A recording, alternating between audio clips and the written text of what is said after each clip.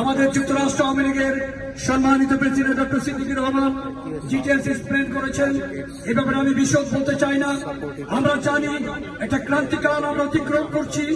গত বছরের 5 আগস্ট জননেত্রী শেখ হাসিনার প্রস্থানের পর থেকে যেভাবে মিলিটেন্ট গ্রুপ এবং অন্যান্য জঙ্গি গ্রুপ জামাত বিএনপি সারা বাংলাদেশে অত্যাচার জুলুম চালিয়ে যাচ্ছে এবং তারই ফলশ্রুতিতে গত 16 জুলাই আমাদের বঙ্গবন্ধুর তীর্থস্থান জাতির জনকের মাজার যেখানে রয়েছে, সেখানে এই তথাকথিত রাজনৈতিক দল যে দল এখনো সার্টিফিকেট পায় নাই ইলেকশন কমিশন থেকে, তারা সেখানে গিয়ে মুজিববাদ মুর্দাবাদ স্লোগান দেওয়ার সময় লাখো গোপালগঞ্জবাসী সেদিন ঝাঁপিয়ে পড়েছিল এবং তারা সেদিন প্রমাণ করেছে রক্ত শেষ রক্তবিদ্যুৎ হলেও তারা বঙ্গবন্ধুর তীর্থস্থান রক্ষা করবে।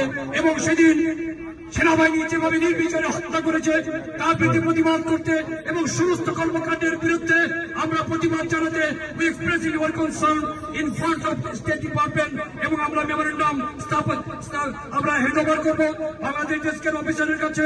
সে পর্যন্ত আমরা অপেক্ষা করি। জয় বাংলা, জয় বঙ্গবন্ধু, জয় হয় বাংলার মেহনতের মানুষের। ধন্যবাদ বাকি ভাই। এখন মূল্যবান বক্তব্য নিয়ে আসার জন্য অনুরোধ জানাচ্ছি ভার্জিনিয়া স্টেট আওয়ামী লীগের ভাই একটা মিনিট আমাকে সময় দেন,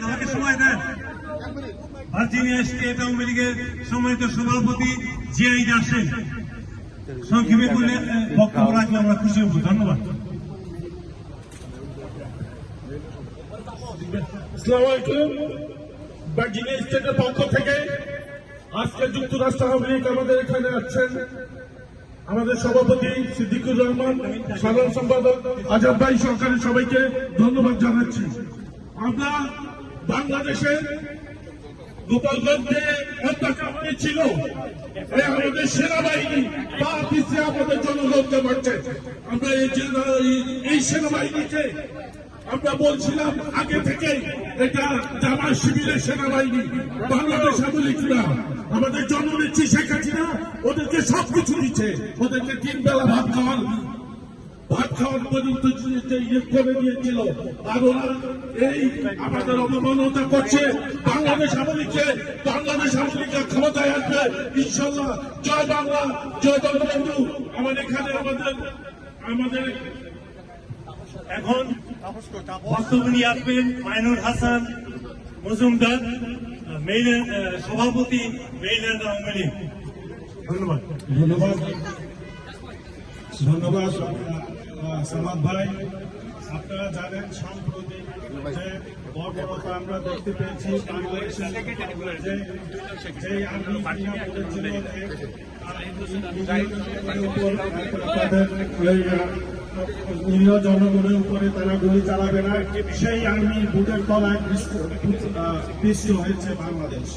আপনারা দেখেছেন কিভাবে একটা লোকে তারা ধরে নিয়ে যাচ্ছিল, পরক্ষণেই সেই বাচ্চাটাকে তারা গুলি করে মেরে ফেলেছে। আমি শুনেছি এই ওয়াকারুজ্জামান নাকি যুদ্ধ অপরাধী কামরুজ্জামানের ভাতিজা, আপনারা কেউ জানেন কিনা জানি না। সেই তার মুখোশ উন্মোচিত হচ্ছে, দিনকে দিন তার মুখোশ উন্মোচিত হচ্ছে। আপনারা দেখছেন দিনকে দিন বাংলাদেশের আইন শৃঙ্খলা নিরাপত্তা ব্যবস্থা কোথায় গিয়ে দাঁড়িয়েছে। কারণ সম্পূর্ণ আইন শৃঙ্খলা বাংলাদেশ আওয়ামী লীগের নেতা কর্মীদের পিছনে লেলিয়ে দিয়েছে, যার কারণে বাংলাদেশের আইন শৃঙ্খলা পরিস্থিতি কখনোই উন্নতি হচ্ছে না।